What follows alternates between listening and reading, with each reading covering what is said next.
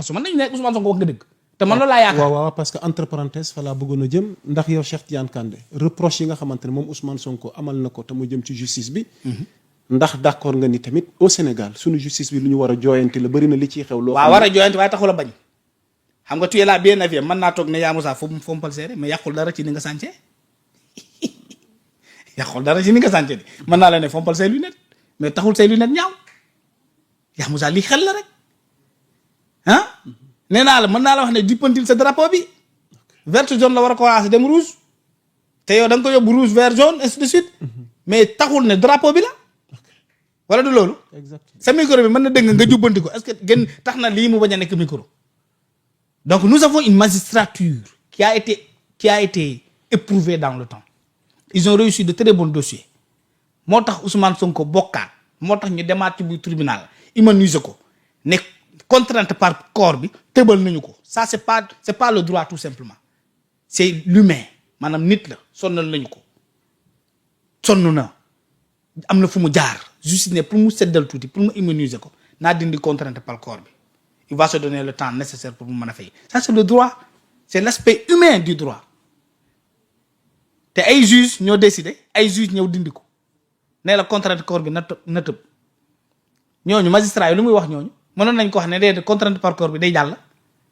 Ce ne serait-ce que pour cette partie de cette affaire là Ousmane Sonko doit du respect à notre magistrature parce que noo ko ne contrainte de corps amatul lu mu leen fayoon da leen ko rompre pour ñu dindi contrainte par corps bi amoon na contrainte par corps. a-t-il manqué de respect wala il non mais essaie de se défendre. non mais non tu peux te défendre sans injurier sans porter à l'honneur de personne parce que magistrat yi dañoo am ay famille dañoo am kii moo tax ma ne la lii ce procès de cette ouverture là ce sera le procès contre le droit sénégalais contre la magistrature sénégalaise contre le parquet lui-même yenn attewaat ba rabadaree ki leen wax ne vous êtes des vendus vous êtes des corrompus ñëw ne leen attewaat ko ngeen attewaat ko jox ko dëgg nga lu mu leen daan wax ci yéen. ok xaw ma ndax est-ce que tu saisis bien ce que je suis en train de dire. non ah voilà public ba ngi donc teewlu te donc loolu mooy li am et je ne pense pas que les juges vont accepter de porter un mauvais procès sur leur crédibilité. ok Cheikh Tidiane Kandé on va essayer d'avancer léegi atte gi ndax jote na dara ak candidature am pour 2029. mais wala oui échéance yi nekk mais suñu kanam. mais oui 2027 mais bien c'est que tu es intelligent yaa Moussa tu es un très bon journaliste. dafa am ku demoon Tëngéej toog ci kaw oto ne dama dégg ñuy wax ne le ministre de la justice c'est une autorité judiciaire ma xamal leen tey il n'est pas une autorité judiciaire autorité politique la. comment ça. moo ko waxoon di Ousmane Sonko moo ko waxoon ci campagne législative yi passé Tëngéej ci kaw otoom la toog Tëngéej du fixe c'est Abdourahmane Diouf son ami aujourd'hui préféré de la coalition Diomaye Président foofu la ko waxee woon de. Ensuite, qu'est-ce qu'on a vu? Qu'il y a une pression forte, yaa Moussa, contre le président Bassirou Diomaye Faye. Diomaye dafay woote réconciliation ñun bëgguñu réconciliation xeex la ñu wax justice la ñu wax pour nos martyrs ñun dañoo soxla suñu ministère de la justice dañoo soxla suñu ministre de l'intérieur. Diomaye xam ne Sonko day jël booy yi dóor ko ci kawam Diomaye très malin mu ne Sonko kaay waaye yow gars yi nee nañu man maa tax justice demul. dem ngeen assemblée nationale attaque le ministre de la justice Ousmane Diagne mu ne leen le temps de la justice n'est pas le temps des hommes ou bien vous voulez que je donne le temps des hommes au temps de la justice munu demee noonu léegi yow xam nga nan laay def dama lay jox ministre de la justice nga jël dama il est très malin waaw c'était très intelligent de sa part mu ne ko kan nga soxla ma def ko ministre de la justice Sonko dugg ci biir parti am jël le numéro 2 madame actuel ministre de la justice Yacine mu tabb ko ministre de la justice et tu penses que c'est fortuit Sonko la dóor ci xale yi mu ne ko ak kan mu ne ko ministre de l'intérieur c'est lié intérieur mooy yóbbu plainte yi mooy jàppalu boo ñëwul mooy prisonnier mooy tëj mooy def lu ne c'est lié mu ne ko kan nga ci bëgg mooy Ousmane Sonko nekk le premier de mes avocats ki ma ci gën a wóolu mu ne ko kan la mu ne ko Bamba Cissé mu ne bindal Diomaye xoolal croiser les bras ginnaawam bandang mu dem toog ci fauteuil am wéeru bàyyil ko justice yaa Moussa affaire yi di dox Mansour Faye génn booy commencé di xuntu affaire yi di dox Lat Diop génn nee naa lii yëpp su Yacine la génne Ousmane tiit dem assemblée nationale woote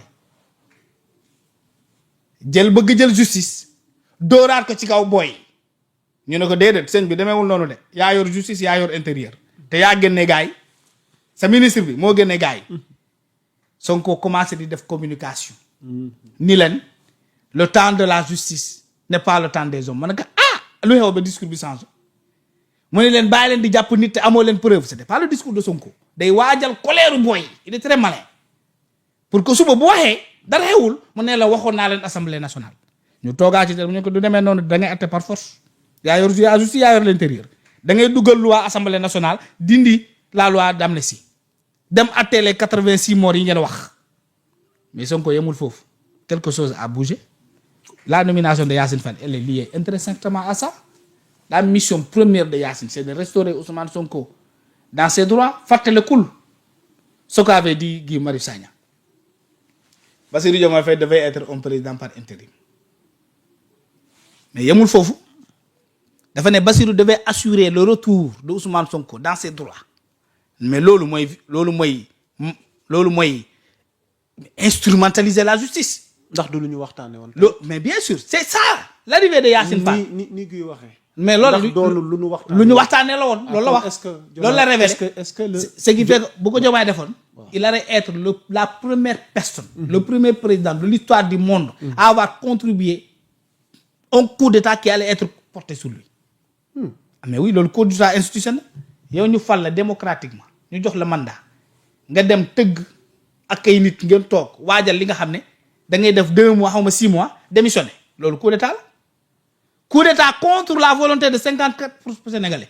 54% des Sénégalais qui sont exprimés dans le kii.